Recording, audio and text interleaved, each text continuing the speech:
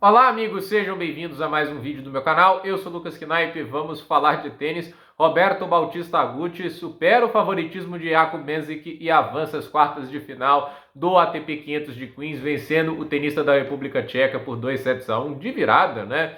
E assim, uma partida para mostrar que o cara aos 37 anos ainda joga um exímio tênis de grama. E grama, acima acho que de qualquer outra superfície, vale muita inteligência, né? A leitura de jogo, o quão bem você consegue observar as fragilidades que o adversário está demonstrando numa partida. E esse é o mérito da carreira do Roberto Bautista Agut, né? Eu acho que assim, vocês, quando lembram de tênis na geração passada, membros do top 10, alguns que eram mais esporádicos, tudo isso, as pessoas vão obviamente lembrar muito mais de, por exemplo, Kevin Anderson, né? Tipo, não era um cara que ficava o tempo todo no top 10, mas aquele negócio, quando fazia os seus melhores momentos, era um negócio bem impressionante. Ganhou do Federer em Grand Slam em Wimbledon, ele ganhou do Murray no US Open, duas finais de Slam, não é pouca coisa. Milos Raonic, né? Estou pegando até os sacadores, mas a gente pode citar outros nomes, por exemplo, né? Tipo o próprio Dimitrov, né? Thomas Berdych, Davi Ferrer. Entende? O nome de Roberto Bautista Agut, em termos de talento, não senta na mesma mesa desses caras, mas de alguma maneira ele e o Carrinho Busta conseguiram se colocar na posição de estar no top 10. Mesmo que um período de tempo não muito longo, eles estiveram entre os 10 melhores tenistas do mundo.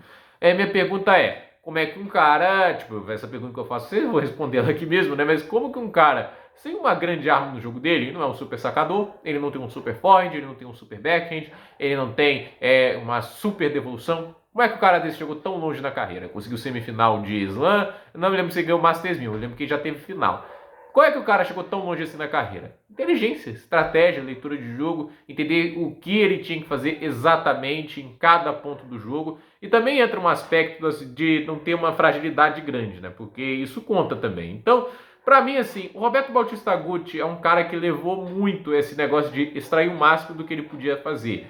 Por mais que ele não tenha sido o tenista mais marcante da Espanha de seu período, por exemplo, o Ferrer era mais marcante, o Bem Ferrer, bem mais velho, mas, e Edmar era um pouquinho diferente, mas Nadal e tudo isso, ele é um cara que foi muito bem para o que ele tinha a oferecer e até hoje ele, em grama ele consegue extrair grandes resultados porque ele é um cara inteligente, ele é um cara que usa bem os recursos dele, ele é um cara que extrai muito do que ele tem ali de tênis, né? E ao meu ver, ele leu bem os problemas que o Menzik mostrou no jogo, porque assim, por um lado, Jakub Mensik é um tenista, já aos 19 anos, 17 do mundo, campeão de Masters 1000, super saque, super backhand, boa agilidade, ele tem potencial com forte, tem potencial em todas as áreas. Ele é um material para vir para o top 5 no futuro, né? Ele já tem vitórias muito bacanas na carreira dele.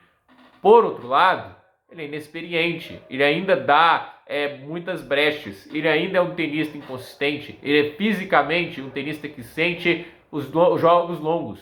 Então isso acaba contando muito, entende? Ele é um tenista que tem, obviamente, pontos fortes magníficos, mais que o Roberto Bautista Agut, o backhand dele é melhor, o saque dele é melhor, é só isso que conta, né? Tipo, você tem muito mais coisa a ajustar, a consertar no jogo, entende, né? E não adianta você ter o maior talento do mundo e no final ter, obviamente, as escolhas de jogadas equivocadas, as pistas que você dá para o adversário são muito grandes e ele pode se aproveitar disso. Isso conta também.